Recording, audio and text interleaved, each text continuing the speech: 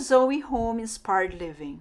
This is the view from our bedroom, and I thought that I was going to share my thoughts as we enjoy the view together. I don't want to take this beautiful sight for granted, as it reminds me daily of how wonderful our God is, how good and faithful. I've come to know that our surroundings are very much a part of our home, as in they are one. And so I look out the window, and what I'm really doing is I'm expanding my territory, our home, and our surroundings.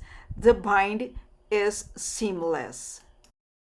Behind those trees is a portion of the expansive golf course. We sometimes go there on Tuesdays when there are no golfers as it's maintenance day. I took a video of it, which you see in my intro. But we have a dress to make, so let's get back inside and start sewing. So this is the maxi dress that I'm going to sew. It should not be too difficult because it doesn't need a pattern. There will be a garter around here, and then garter also on both the sleeves, and there will be ruffles just below the knees, and the ruffles will be sewn on top of this skirt, the upper part of the skirt. And I'm still going to add a garter here so that it will be more snug. Now this dress requires only 5 parts or pieces of fabric. So this is for the bodice, and it should be the bust measurement plus 8 to 10 inches so that it will be gathered like this with the garter. And then the puff sleeves. So I made mine, I think, times 4 because I wanted it to be puffy. And then this is the upper part of the skirt, and then this is the ruffles. Now the only thing that we are going to do here is to cut a 6 centimeter by 8 inches rectangular there, and then use a French curve or just estimate it to make that curve over there. So they are all the same for both the sleeves and for the bodice. So these are the pieces for my dress. This one is for the bodice. These 2 pieces are for the sleeves. This is for the bottom part or the skirt. And there are 2 panels as well for the ruffles. These are the 2 pieces for the bodice, front and back, folded in half. Then measure 8 inches length and 6 centimeter width, then cut. This is for the sleeves, also folded in half, and using the piece that was cut out from the bodice, do the same with both the sleeves.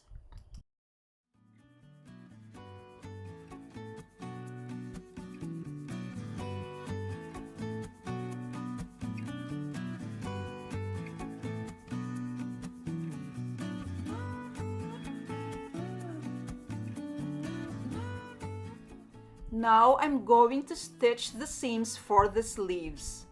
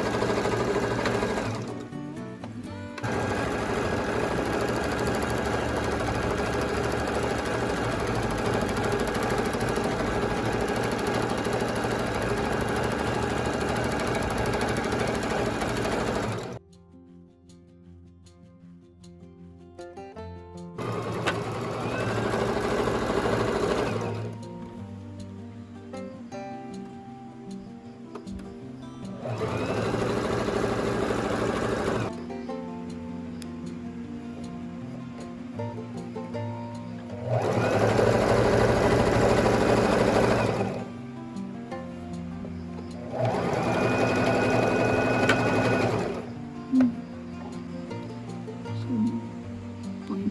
inch. Okay.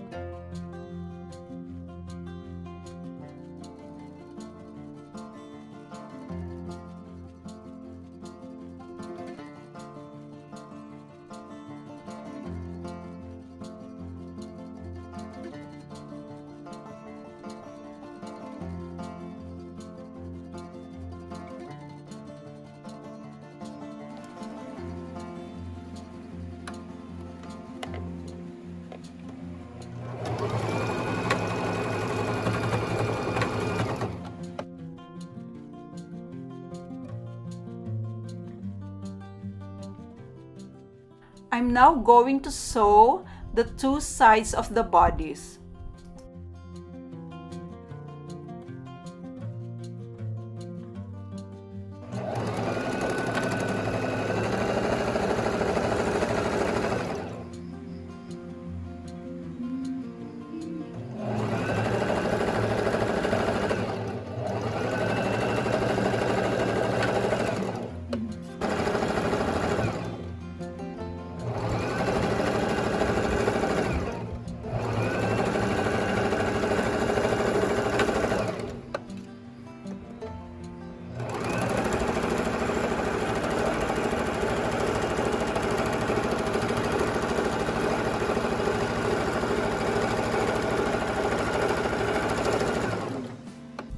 Now I'm going to attach the sleeve onto the bodice.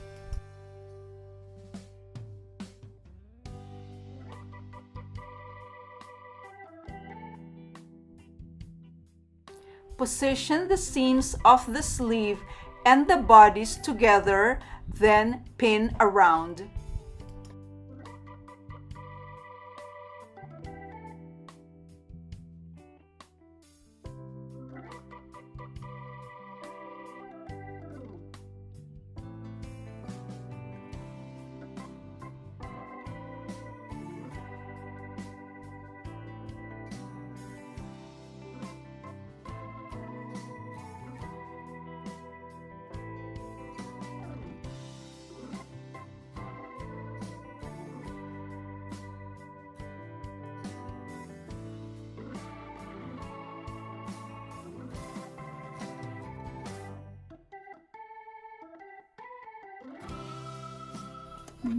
Stitch the sleeve and the bodice together.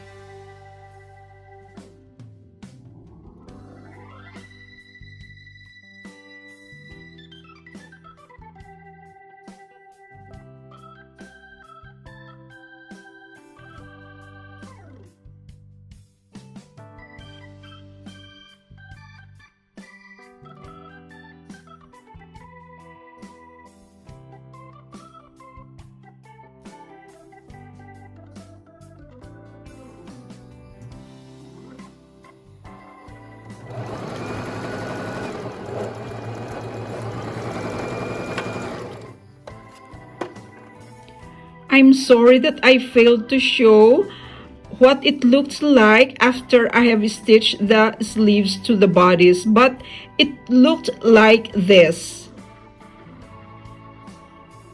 Now I'm folding the top part for the garter and then stitch all around.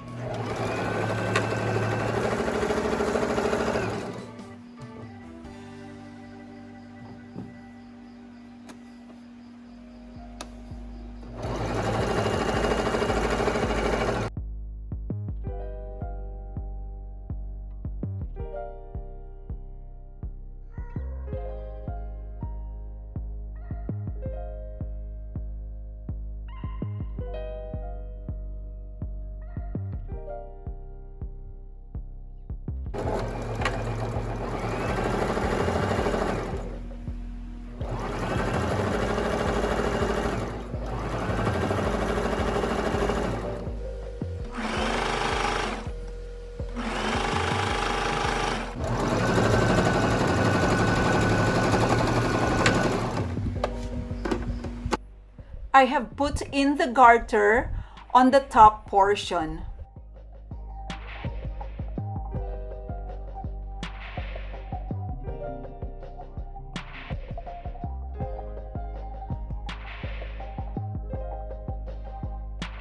So this is the bottom part, which I'm going to stitch together at the side and then make gathering stitches at the top to connect to the top portion.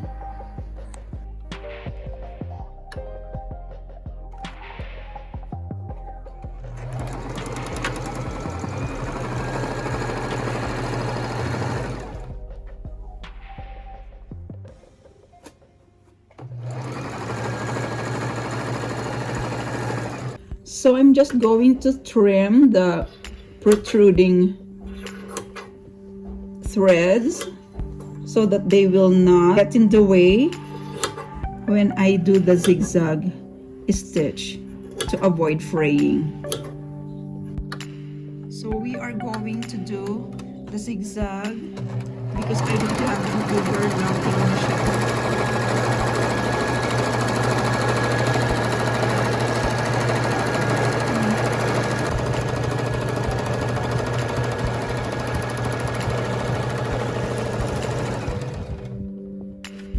These are the two pieces for the ruffles. So what I'm going to do first, I'm going to connect them together and then make some gathering stitches to connect to the skirt part.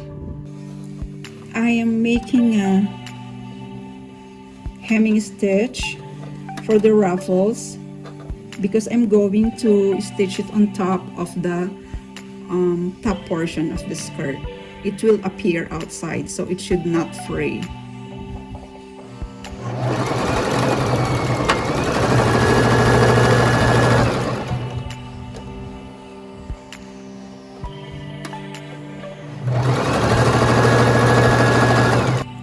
So I have stitched the edge to avoid fraying, and then I stitched also the gathering stitches here all around. Now I'm going to pull the bottom thread to gather these stitches. So I'm going to gather up to the halfway and then the other side up to halfway so that the gathering stitches will be quite uniform.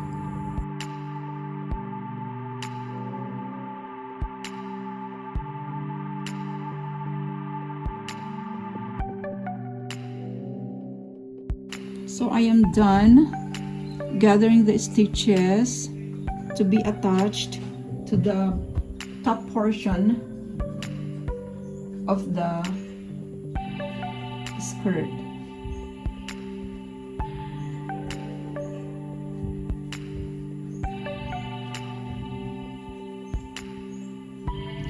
going to pin this onto here.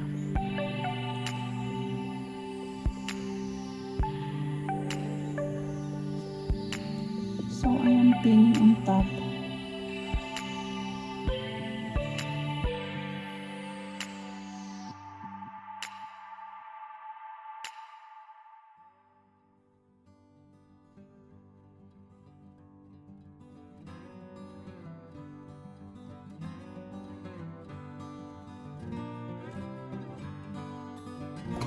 So we are done pinning the ruffles on top of this part of the skirt. Now we are going to stitch it in place.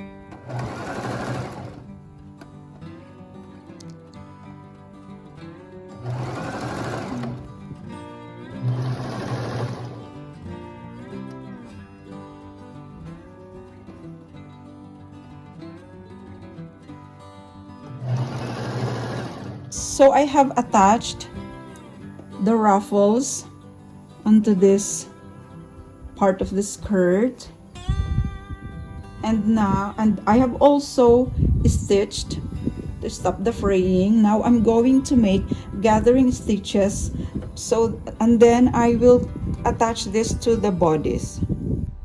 Now we are going to attach the skirt to the bodice, and I'm going to pin it in place before stitching.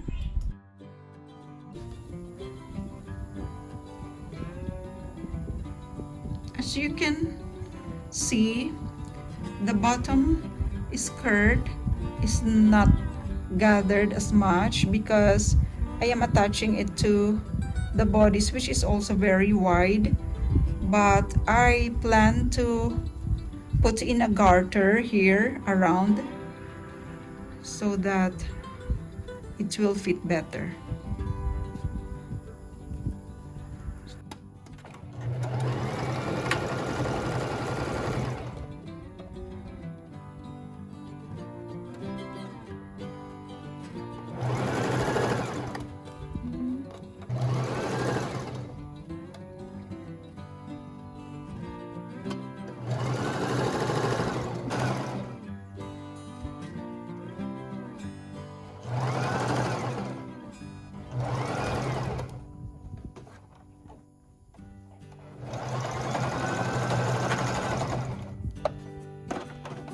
Now what I'm doing, I'm putting in a tunnel for the garter because I would like to put a garter on the waistline.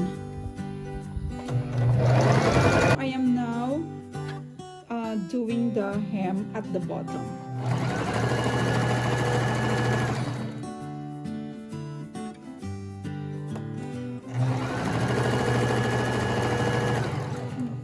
So this is the dress, and I'm happy and satisfied with how it turned out. It turned out exactly as I had planned, like in my drawing.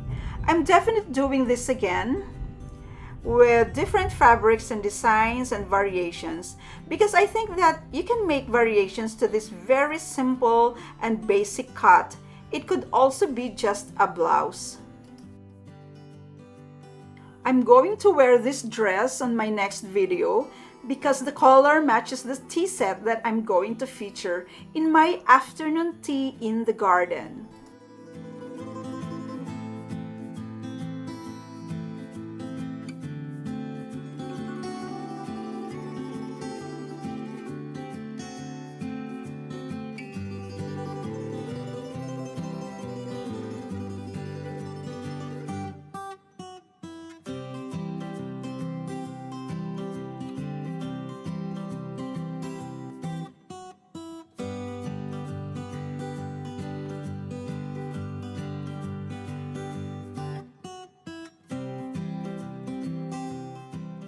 Thank you so much for watching, and I hope that I have inspired you to create something beautiful either for you or your home.